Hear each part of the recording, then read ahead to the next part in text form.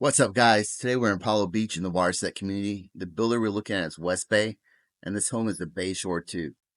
So they have a quick move-in option of this home about 800,000, and the base price home is about 660. So it's a 4 bedroom, 4 bath, about 3,300 square feet. So there's going to be more options on this home than some other builders, and that's important, consideration with new construction. Kind of a good metaphor to use is maybe when you buy a car. I guess you go to the dealership and buy a new minivan. I want to use sports car, but my kids are small. New minivan, and maybe that costs you like 25,000. But if you get the leather, all the upgrades, the TV screens, where else they have in minivans nowadays, the self driving, maybe you spend 50 or 60,000. So this home's that kind of way too. You have the base price, which I already mentioned. Then let's say you get a water lot, that's going to cost you more money, and then you have the design center as well.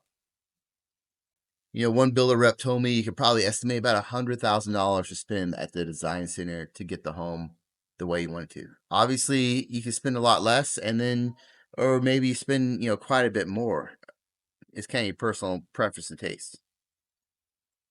Structural options like oversized doors, tray ceilings, this millwork on the wall. If that's important to you, definitely get it.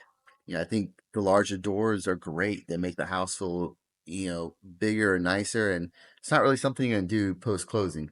Even these back sliders, the number of sliders is an upgrade, and that's definitely a great upgrade to do, in my opinion. Maybe a light fixture, ceiling fan, get that done post closing, save a little money. But everyone has a different kind of style and taste and budget. But that's the high level, I guess, talk with this particular builder and this particular floor plan.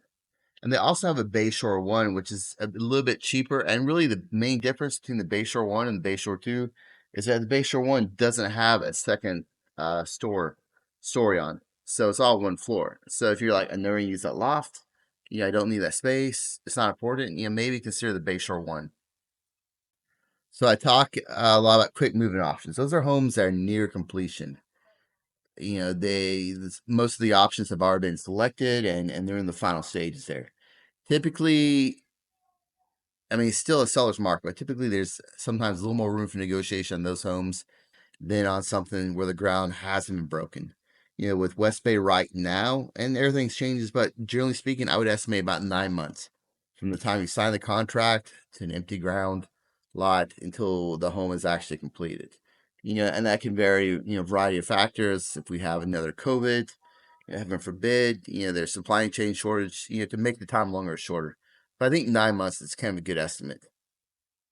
So let me know in the comments, would you prefer a quick moving option? Do you want to build a home from scratch? Everyone has a different timeline. I talk to buyers who are like, oh man, I'm going to move in 10 years from now. And other people are like, yeah, I need a house, tomorrow. So we're all kind of in a different place in our lives, but let me know what makes more sense to you. I'd love to hear it.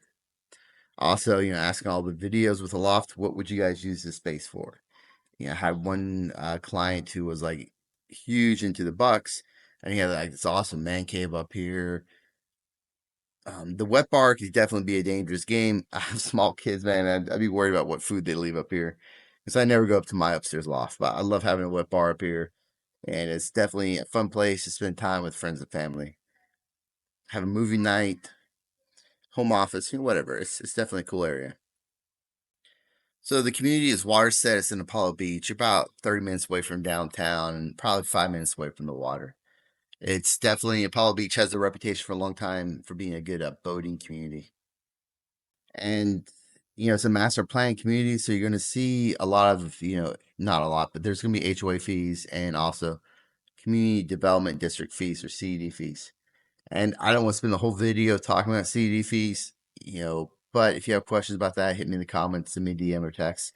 I'll be happy to give you guys an explanation. So I really love the outdoor area here. They had it closed off today, I think for like a security thing.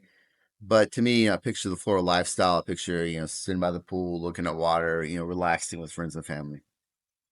This kitchen has a ton of cabinetry. And I think the guy's name is Bob. Anyways, he's the one that does warranty work in this community.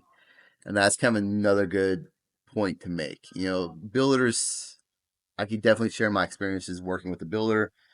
I've get calls, texts, emails daily from them, and I've worked with a lot of them across Tampa Bay.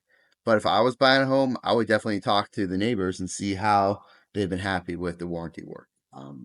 If let's say you have builder XYZ who's building up in Wesley Chapel, I mean, maybe they're consistent across all communities, but it doesn't hurt to have that additional conversation. I think the more due diligence you do up front, the less kind of heartache you have in the back end. I mean, there's always that risk, but I would definitely talk to my neighbors, see if they like the community, had been happy with the warranty work, and that sort of thing too. I mean, real estate agents we know, but it's always good to go that extra level.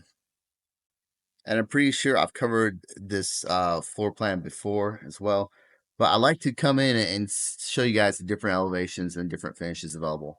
We're all watching home tours on YouTube, so I'm assuming you're a visual person like I am, and it's kind of nice to see. Oh man, that's what the whatever elevation looks like, or that's what the kitchen will look like with darker cabinets, and it gives you a lot of ideas and that sort of thing.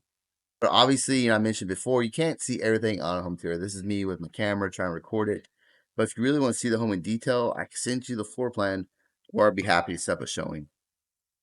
The nice thing about West Bay is they have quite a few models available. So if you're looking for a particular home, I mean, you may have to drive to different communities to see it, but you can see it in person.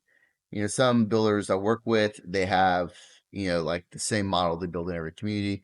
And if you want something else, it's a little bit of a leap of faith here. I love that tile work all the way up. The frameless shower is nice. And I really like the two-headed showers. You definitely can get all your nooks and crannies there as well. So if you made it to the end of the video, congratulations, hit subscribe. I have content like this all the time. My name is Jeremy Sullivan. I'd love to be your real estate resource of choice. Have a great day.